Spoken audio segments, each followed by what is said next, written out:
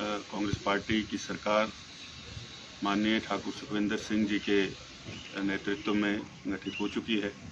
हाल ही में जो मामला JOAIT भर्तियों का सामने आया है, मैं आपको याद दिलाना चाहूँगा कि पूर्व में जब भारतीय जनता पार्टी की सरकार प्रदेश के अंदर थी, तो इस मामले को लेकर के सदन के अंदर और बाहर माननीय मुख्यमंत्री ठाकुर सुखविंदर सिंह जी ने इस मामले को शुरू में उठाया था।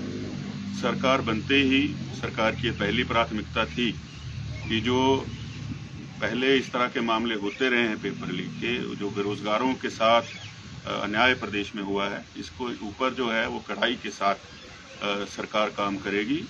और सरकार बनते ही सारी एजेंसियां सक्रिय थीं। आपने देखा कि किस प्रकार से ये बहुत बड़ा एक भ्रष्टाचार जो था पेपर लीक का, उसका पर्दाफाश हुआ है, लोग पकड़े गए हैं, लाखों बच्चों को इसमें नियुक्तियां होनी थी। और इसी से ये पता चलता है कि वर्तमान सरकार जो है उसकी नीयत जो है वो भ्रष्टाचार के खिलाफ है। और जिस तरह से माननीय मुख्यमंत्री जी ने कहा है कि व्यवस्था परिवर्तन के ऊपर जो है हम लोगों को काम करना है, उसी के चलते ये कार्रवाई हुई है। आगे भी 5 वर्ष में ये मैंडेट माननीय मुख्यमंत्री जी ने सभी को दिया है कि भ्रष्टाचार के साथ कोई भी समझौता प्रदेश के अंदर नहीं किया जाएगा। सरकार जो है वो ईमानदारी के साथ प्रदेश के हित के लिए, प्रदेश के विकास के लिए कृत संकल्प है। उसके ऊपर जो है सभी लोग मिलकर के उनके नेतृत्व में काम करेंगे। ये जो कार्यालय बंद हो रहे हैं उसको लेकर बड़ा बवाल जो है होना चाहिए। देखिए, पूर्व में भी इस प्रकार से जब कई बार सरकारों ने आनन फानन में चुनावों को देख करके इस प्रकार के संस्थान कहीं भी खोले हैं, तो जब सरकार आती है, ये सरकार का प्रेरोगेटिव है कि अगर उसमें आपने कोई वित्तीय व्यवस्था नहीं की है, कोई एडमिनिस्ट्रेटिव अप्रूवल नहीं है, कोई स्टाफ आपने नहीं लगाया है, सिर्फ चुनाव को देखते हुए जो है अपनी पट्टिका लगा देना और लोगों को भ्रमित करना वोटों के लाभ के लिए, इस तरह का एक प्रयास रहता है। आज आपने देखा होगा पूरे संसार में अब तो एडमिनिस्ट्रेटिव यूनिट जो हैं वो छोटे करने का समय आया है। संचार और IT क्षेत्र में इतनी तरक्की हुई है कि लोग जो हैं कहीं से भी कोई भी चीज़ एक्सेस कर सकते हैं। तो ये सिर्फ वोटों के लिए खोले गए संस्थान थे, सारे बंद नहीं हुए हैं।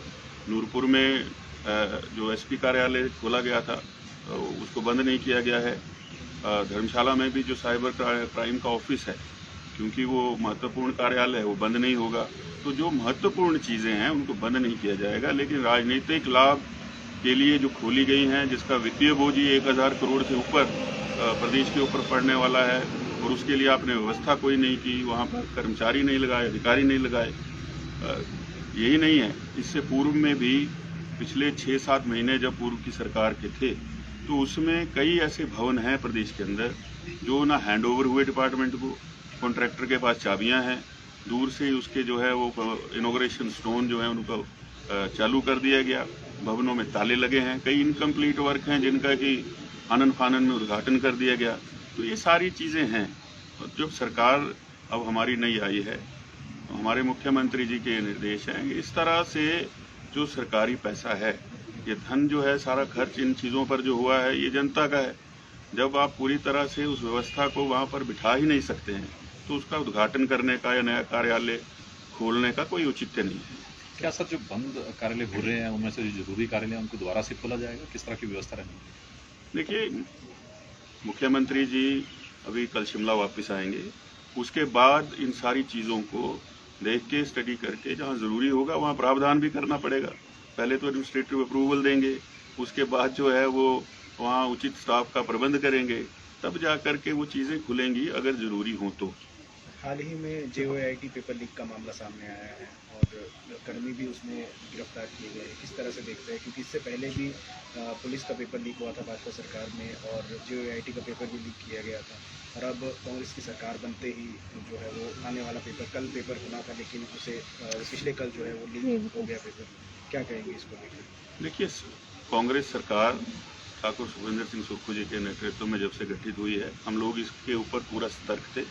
उनके ये निर्देश थे कि पूरी इसके ऊपर निगरानी रखी जाए। पहले की तरह जो हमारे प्रदेश के नौजवान हैं उनके भविष्य के साथ खिलवाड़ ना हो, सबको न्याय देना वर्तमान सरकार का प्रण है और उसके ऊपर काम करते हुए इसके ऊपर कार्रवाई हुई है।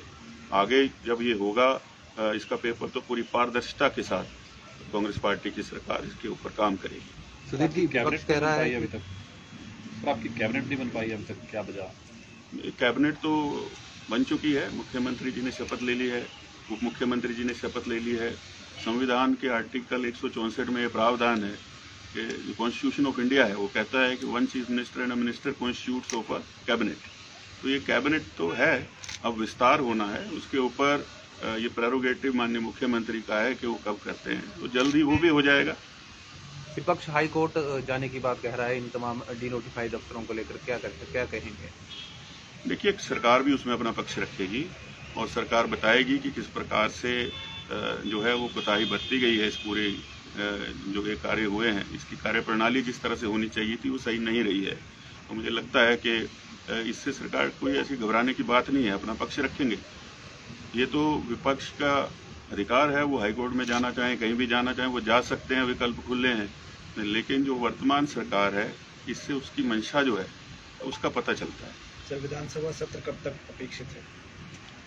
देखिए, विधानसभा सत्र की अभी तक तो नोटिफिकेशन नहीं हुई है, लेकिन मेरा ये मानना है कि नए वर्ष के पहले सप्ताह में टेंटेटिवली जो है वो उसकी डेट्स आ जाएंगी और वो सत्र होगा। हमारा ये प्रयास है कि धर्मशाला में उससे पहले माननीय मुख्यमंत्री जी की एक विशाल आभार जनसभा यहाँ पर करें, जो कि जनता ने जनादेश कांग्रेस पार्टी को दिया है, उसके लिए। सर, क्या प्राथमिकताएं जो है वो रहने वाली है, क्योंकि आप पूर्व में मंत्री भी रहे हैं और बड़ी अपेक्षाएं जो है वो लोगों की आपसे? देखिए, प्रदेश के लिए कांग्रेस पार्टी ने जो अपने 10 एजेंडा सेट किए थे उसके ऊपर काम करेंगे। रोजगार के ऊपर बहुत काम होगा, रोजगार सृजन के ऊपर काम होगा कि प्रदेश के अंदर कैसे नए रोजगार पैदा करें, और विकास जो है वो प्राथमिकता रहेगी सरकार की। पिछले 5 वर्षों में जो विकासात्मक कार्य खासतौर पर धर्मशाला में, कांगड़ा जिला में रुके पड़े हैं, उनको गति दी जाएगी। ये मैं आपको पूरी जिम्मेवारी के साथ कह सकता हूँ। आपके समय के कुछ प्रोजेक्ट भी जो है वो अभी लटके हुए हैं, क्या वो दिखेंगे अब दोबारा? बिल्कुल दिखेंगे। ये ढुलमुल रवैया चलने वाला नहीं है।